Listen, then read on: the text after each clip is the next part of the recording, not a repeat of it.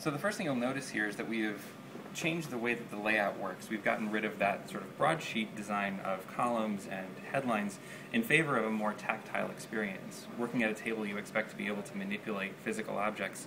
And so what we've represented each section as is a stack of the photographs for each of the articles that live therein. If you're looking for a section and you can't find it here, you can scroll each of these. They're a scroll column. And the idea here is that you can share this space as well. You might be sitting across from someone and sharing the paper with them, so you can turn these columns so they're facing the opposite direction. What I can then do is open up any of these sections and pull up a carousel of articles. As you can see, we've left space for advertising again to work with our partners and continue to make this a viable business. And then what we can do when we open them up is page through them just like we would with any other reader application. You can just swip to the next page. And if you're here by yourself, you can unfold the paper as you would with the regular paper and take up a little more room here at the table. Here in the reader view, though, the photography tends to take a bit of a back seat as compared to the navigation. So what we've been able to do is tap on the photos, and for any article, the photos sort of spring out of the template. And now we can take them, move them around, scale them up, and show them to our partner across the table. And then once we're done with the article, the photos themselves can continue to live on in this space, making the table a little messy and a little more playful.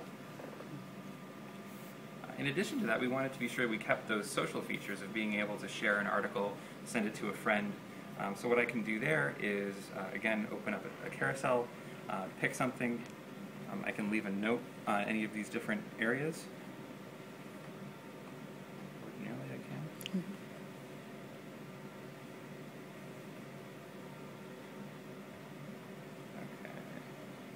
So what I'm going to do there is just find the one that we did before.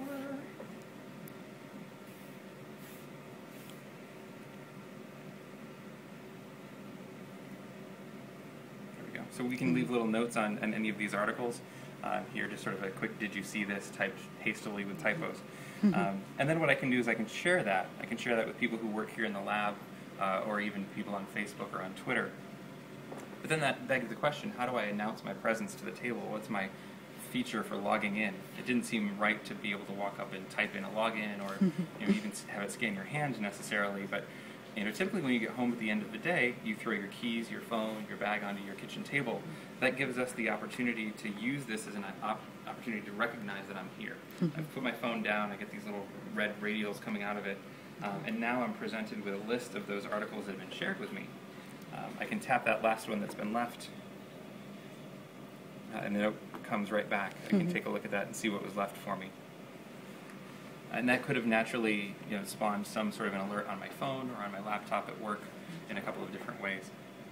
And certainly we can have the table react to other objects as well. It is a table first and foremost, so you might be eating your breakfast or having a cup of coffee. That gives us an opportunity to be a little playful with the ad experience as well. So then the next thing that we do here with this table surface is to talk a little bit about the way that we think technology, particularly consumer technology, will be changing the experience of consuming news and creating news. And so what we've done here is to use this application as a way to learn more about different devices. I can take a device, for example, this is a 3D camera from Panasonic, and rather than describing all of its features and providing more of a view into that, I can use the table as a tool for this portion of the presentation. I get a price tag that shows what kind of a device this is, what its model number is, a range of prices that we were able to find on the internet, as well as an average of the reviews that we found. And then we can attach content to it as well. For example, this is an article that was written back in January that compared the Panasonic camera here to another Sony camera that was similar and came out about the same time. And it shows us in a couple of different ways how New York Times content will be finding its way into experiences that we don't necessarily own or control, and that's by design.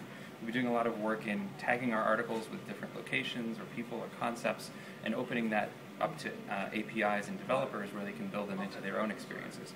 So this is one example of where that might happen.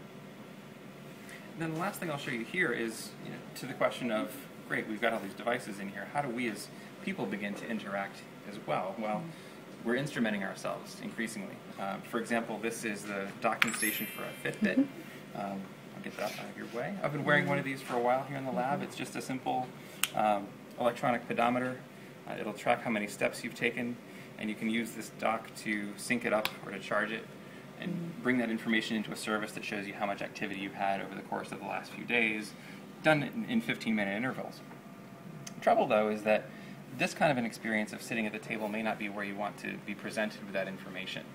But there are some places within your house where that kind of data and context makes a lot more sense. So, for example, getting ready in the morning, you might be weighing yourself, checking out your figure, seeing if your clothes fit really well. Presenting you with this kind of information might help provide some sort of a behavioral cue. So what we wanted to do is build that experience. And unlike the table here where we were able to use a commercial product, we actually had to build that ourselves. So we built a magic mirror, which we'll show you next.